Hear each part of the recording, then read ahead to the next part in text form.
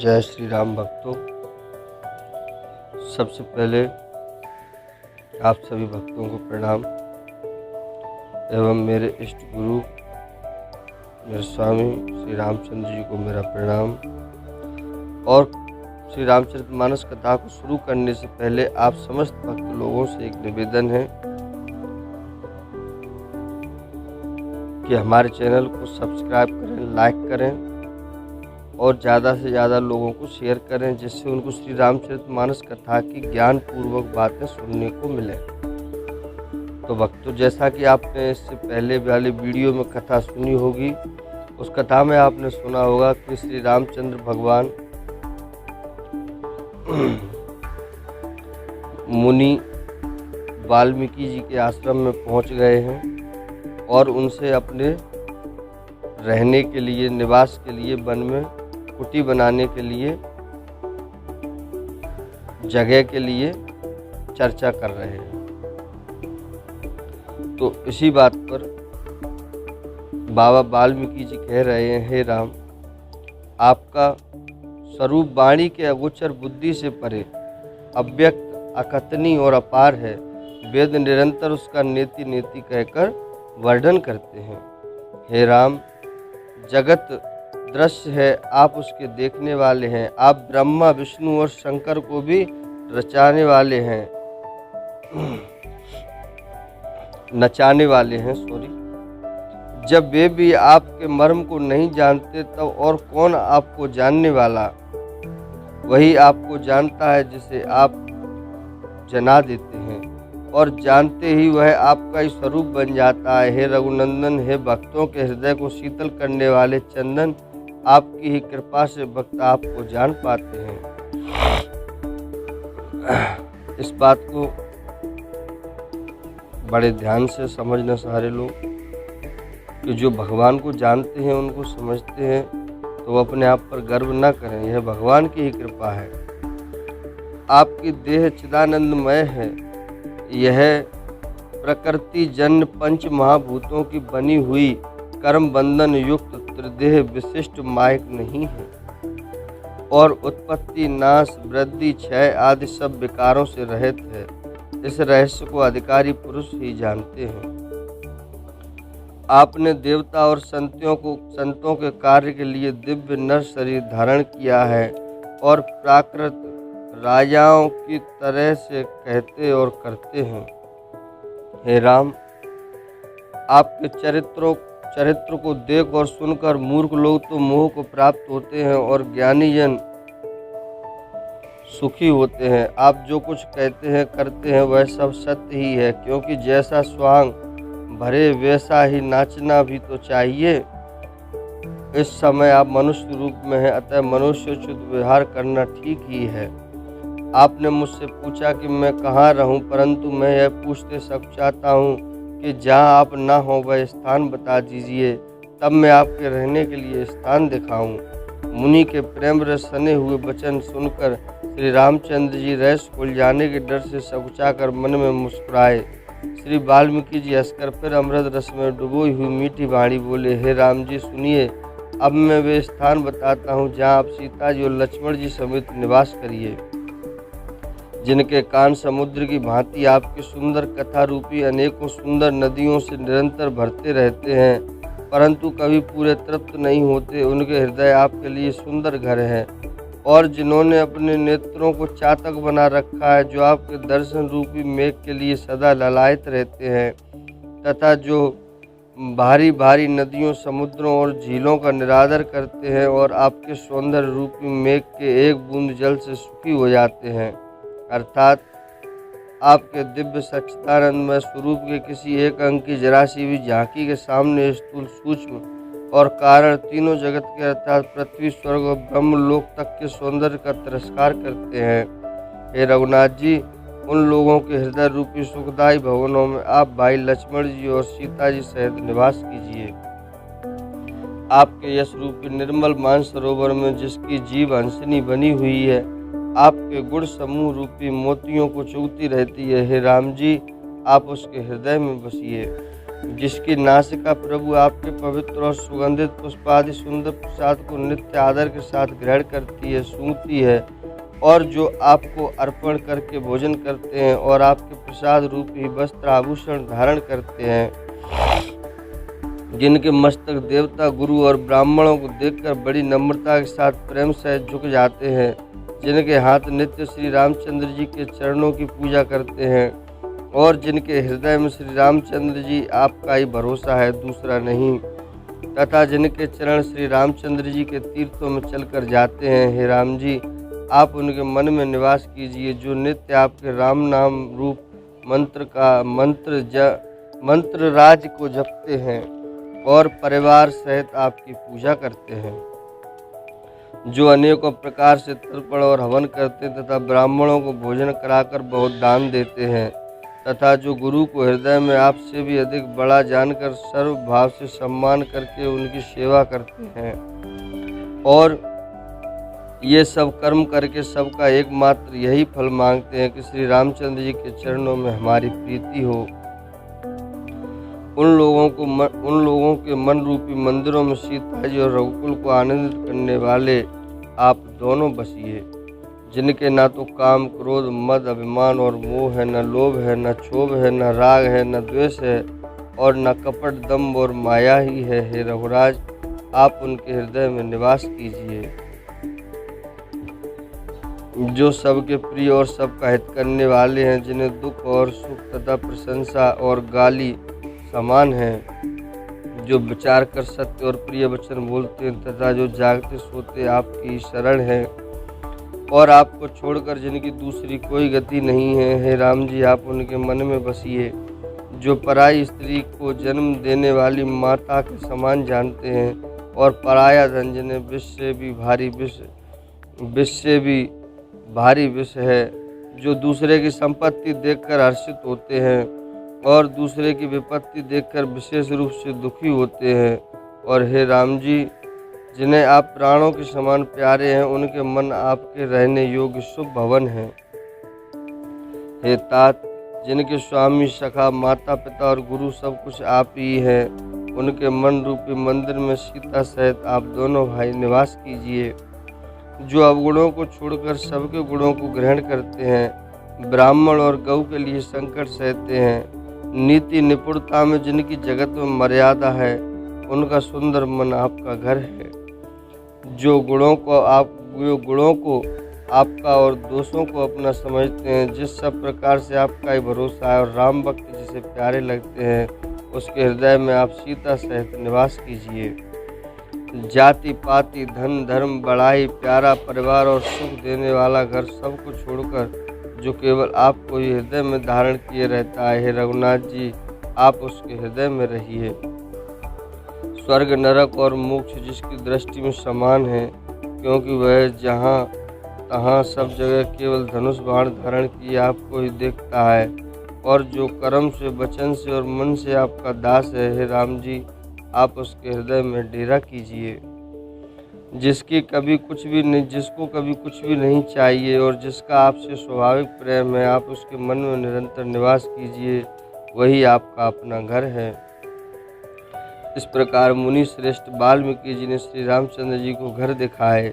उनके प्रेम पूर्ण वचन श्री राम जी के मन को अच्छे लगे। फिर मुनि ने कहा, हे सूर्यकुल के स्वामी, अब मैं इस समय के लिए सुखदायक आश्रम कहता हूँ, निवास स्थान बतलाता हूँ। आप चित्रकूट के पर्वत पर निवास कीजिए, वहाँ आपके लिए सब प्रकार की सुविधा है। सुहावना पर्वत है और सुंदर वन है। वह हाथी, सिंह, हिरण और पक्षियों का विहार स्थल है। वहाँ पवित्र नदी है जिसकी पुराणों ने प्रशंसा की है और जिसको अत्रि ऋषि ने पत्नी अनुसुईया जी अपने तपोबल से ल्याई थी। वह गंगा जी की धारा है, उसका मंदाकिनी नाम है। वह सब पाप रूपी बालकों को खा डालने के लिए डाकिनी रूप है। अत्रि आदि बहुत से श्रेष्ठ मुनि वहाँ निवास करते हैं, जो योग, जप और तप करते हुए शरीर को कसते हैं। हे राम जी चलिए सबके परिश्रम को सफल कीजिए और पर्वत श्रेष्ठ चित्रकूट को भी गौरव दीजिए। महामुनि बाल्की जी ने चित्रकूट की अपरिमित महिमा बखान कर कही, तब सीता जी सहित दोनों भाइयों ने आकर श्रेष्ठ नदी मंदाकिनी में स्नान किया। श्री रामचंद्र जी ने कहा, लक्ष्मण, बड़ा अच्छा घाट है, अब यहीं कहीं ठहरने की व्यवस्था करो।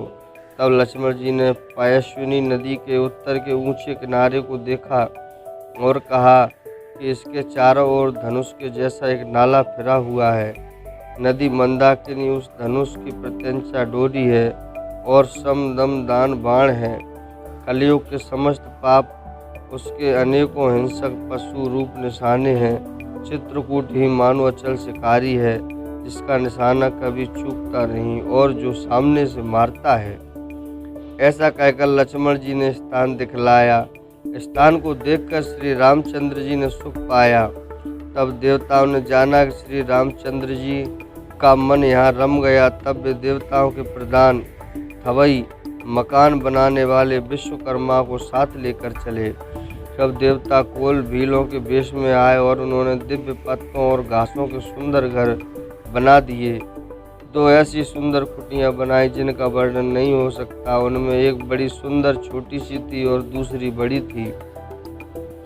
लक्ष्मण जी और जानकी जी सहित प्रभु श्री रामचंद्र जी सुंदर घास पत्तों के घर में शोभायमान है, मानो कामदेव मुनि का वेश धारण करके पत्नी रति और बसंत ऋतु के साथ सुशोभित हो। उस समय देवता नाग, किन्नर और दिक्पाल चित्रकूट में आए और श्री रामचंद्र जी ने सब किसी को प्रणाम किया। देवता नेत्रों का लाभ पाकर आनंदित हुए। फूलों की वर्षा करके देव समाज ने कहा, हे नाथ, आज आपका दर्शन पाकर हम सनात हो गए। फिर विनती करके उन्होंने अपने दुसह दुख सुनाए और दुखों के नाश का आश्वासन पाकर हर्षित होकर अपने अपने स्थान को चले गए। श्री रघुनाथ जी चित्रकूट में आ बसे। यह समाचार सुनकर बहुत से मुनि आए। रघुकुल में चंद्रमा श्री रामचंद्र जी ने मुदित हुई मुनि मंडली को आते देखकर दंडवत प्रणाम किया। मुनिगण श्री रामचंद्र जी को हृदय से लगा लेते हैं और सफल होने के लिए आशीर्वाद देते हैं। वे सीता जी, लक्ष्मण जी और श्री रामचंद्र जी की छवि देखते हैं और अपने सारे साधनों को सफल हुआ समझते हैं। प्रभु श्री रामचंद्र जी ने यथा योग्य सम्मान करके मुनि मंडली को विदा किया।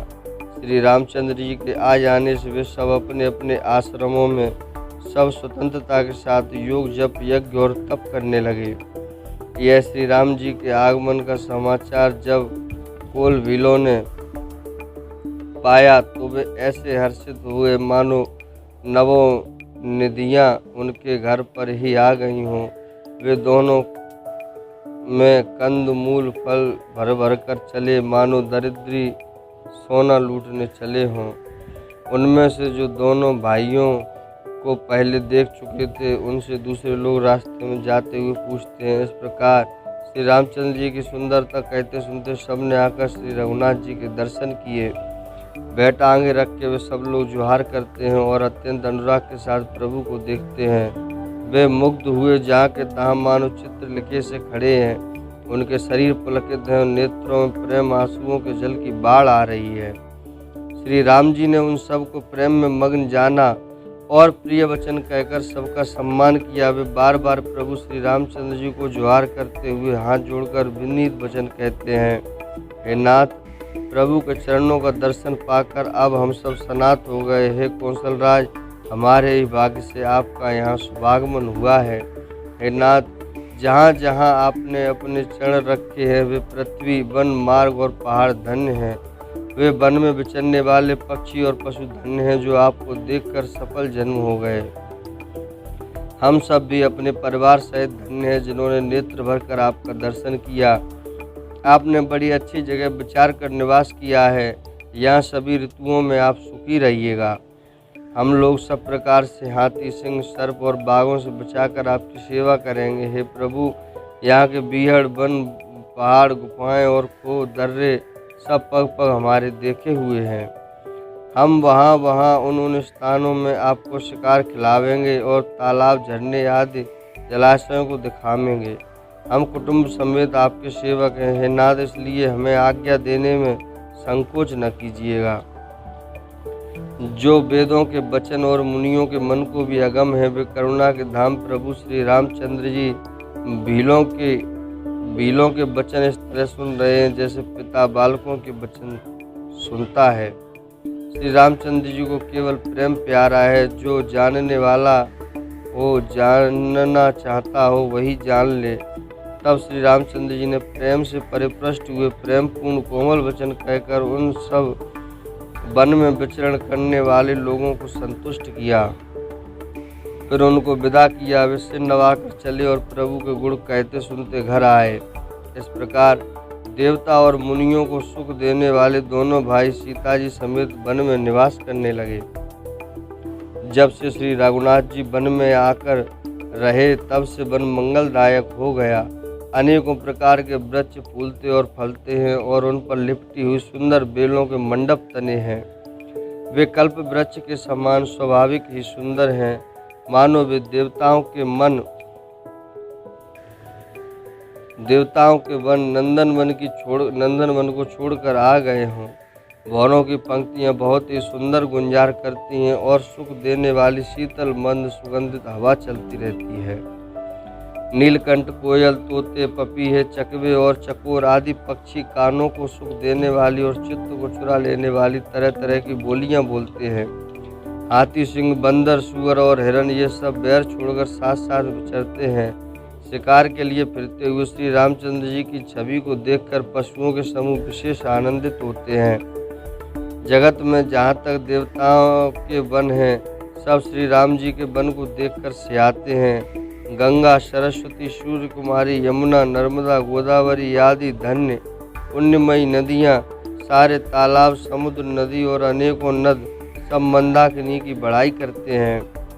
उदयाचल, अस्ताचल, कैलाश, मंदराचल, सुमेरु आदि सब जो देवताओं के रहने के स्थान है और हिमालय आदि जितने पर्वत हैं सभी चित्रकूट का यश गाते हैं। विंध्याचल बड़ा आनंदित है, उसके मन में सुख समाता नहीं, क्योंकि उसने बिना परिश्रम ही बहुत बड़ी बड़ाई पाली है। चित्रकूट के पक्षी, पशु, बेल, वृक्ष, तृण, अंकुर आदि सभी जातियां पुण्य की राशि हैं और धन्य हैं। देवता दिन रात ऐसा कहते हैं। आंखों वाले जीव श्री रामचंद्र जी को देखकर जन्म का फल पाकर शोक रहित हो जाते हैं और अचर, पर्वत, वृक्ष, भूमि, नदी आदि भगवान की चरण रज का स्पर्श पाकर सुखी होते हैं। यों सभी परम पद मोक्ष के अधिकारी हो गए। यह वन और पर्वत स्वाभाविक ही सुंदर, मंगलमय और अत्यंत पवित्रों को भी पवित्र करने वाले हैं। उनकी महिमा किस प्रकार कही जाए। यहाँ सुख के समुद्र श्री रामचंद्र जी ने निवास किया है। क्षीर सागर को त्याग कर और अयोध्या को छोड़कर जहाँ सीता जी, लक्ष्मण जी और श्री रामचंद्र जी आकर रहें, उस वन की जैसी परम शोभा है उसको हजार मुख वाले जो लाख शेष जी हों तो वे भी नहीं कह सकते। उसे भला मैं किस प्रकार से वर्णन करके कह सकता हूँ। कहीं पोखरे का क्षुद्र कछुआ भी मंदराचल उठा सकता है। लक्ष्मण जी मन, वचन और कर्म से श्री रामचंद्र जी की सेवा करते हैं। उनके शील और स्नेह का वर्णन नहीं किया जा सकता। क्षण क्षण पर श्री सीताराम जी के चरणों को देखकर और अपने ऊपर उनका स्नेह जानकर लक्ष्मण जी स्वप्न में भाइयों, माता पिता और घर की याद नहीं करते। श्री रामचंद्र जी के साथ श्री सीता जी अयोध्यापुरी कुटुंब के लोग और घर की याद भूलकर बहुत ही सुखी रहती हैं। क्षण क्षण पर पति श्री रामचंद्र जी के चंद्रमा के समान मुख को देखकर वे वैसे ही परम प्रसन्न रहती हैं जैसे चकोर कुमारी चंद्रमा को देखकर। स्वामी का प्रेम अपने प्रति नित्य प्रति बढ़ता हुआ देखकर सीता जी ऐसी हर्षित रहती हैं जैसे दिन में चकवी। सीता जी का मन श्री रामचंद्र जी के चरणों में अनुरक्त है। इससे उनको वन हजारों अवध के समान प्रिय लगता है। प्रियतम के साथ पर्णकुटी प्यारी लगती है। मृग और पक्षी प्यारे कुटुंबियों के समान लगते हैं। मुनियों की स्त्रियां सास के समान, श्रेष्ठ मुनि ससुर के समान और कंद मूल फलों का आहार उनको अमृत के समान लगता है। स्वामी के साथ सुंदर साथी सैकड़ों कामदेव को सेजों के समान सुख देने वाली है, जिनके कृपा पूर्वक देखने मात्र से जीव लोकपाल हो जाते हैं। उनको कहीं भोग विलास मोहित कर सकते हैं। जिन श्री रामचंद्र जी का स्मरण करने से ही भक्तजन तमाम भोग विलासों को तिनके के समान त्याग देते हैं, उन श्री रामचंद्र जी की प्रिय पत्नी और जगत की माता सीता जी के लिए यह भोग विलास का त्याग कुछ भी आश्चर्य नहीं है। सीता जी और लक्ष्मण जी को जिस प्रकार सुख मिले श्री रघुनाथ जी वही करते हैं और वही कहते हैं। भगवान प्राचीन कथाएं और कहानियां कहते हैं और लक्ष्मण जी तथा सीता जी अत्यंत सुख मानकर सुनते हैं। जब जब श्री रामचंद्र जी अयोध्या की याद करते हैं तब तब उनके नेत्रों में जल भर आता है। माता पिता, कुटुंबियों और भाइयों तथा भरत के प्रेमशील और स्वभाव को याद करके कृपा के समुद्र प्रभु श्री रामचंद्र जी दुखी हो जाते हैं, किंतु फिर कुछ समय समझकर धीरज धारण कर लेते हैं। श्री रामचंद्र जी को दुखी देखकर सीता जी और लक्ष्मण जी व्याकुल हो जाते हैं। जैसे किसी मनुष्य की परछाई उस मनुष्य के समान ही चेष्टा करती है। तब धीर, कृपालु और भक्तों के हृदय को शीतल करने के लिए चंदन रूप रघुकुल को आनंदित करने वाले श्री रामचंद्र जी प्यारी पत्नी और भाई लक्ष्मण जी की दशा देखकर कुछ पवित्र कथाएं कहने लगते हैं, जिन्हें सुनकर लक्ष्मण जी और सीता जी सुख प्राप्त करते हैं। लक्ष्मण जी और श्री सीता जी सहित श्री रामचंद्र जी पर्णकुटी में ऐसे सुशोभित हैं जैसे अमरावती में इंद्र अपनी पत्नी सची और पुत्र जयंत सहित बसता है। प्रभु श्री रामचंद्र जी श्री सीता जी और लक्ष्मण जी की कैसी संभाल रखते हैं, जैसे पलकें नेत्रों के गोलकों की। इधर लक्ष्मण जी श्री सीता जी और श्री रामचंद्र जी की अथवा लक्ष्मण जी और सीता जी श्री रामचंद्र जी की ऐसी सेवा करते हैं जैसी अज्ञानी मनुष्य शरीर की करते हैं। पक्षी, पशु, देवता और तपस्वियों को हितकारी प्रभु इस प्रकार सुखपूर्वक वन में निवास कर रहे हैं। तुलसीदास जी कहते हैं, मैंने श्री रामचंद्र जी का सुंदर वनगमन कहा। अब जिस तरह सुमंत्र अयोध्या में आए वह कथा सुनो। प्रभु श्री रामचंद्र जी को पहुंचाकर जब निषाद राज लौटा तब आकर उसने रथ को मंत्री सुमंत्र सहित देखा। मंत्री को व्याकुल देखकर निषाद राज को जैसा दुख हुआ वह कहा नहीं जाता। निषाद को अकेले आया देखकर सुमंत्र हा राम, हा सीते, हा लक्ष्मण पुकारते हुए बहुत व्याकुल होकर धरती पर गिर पड़े।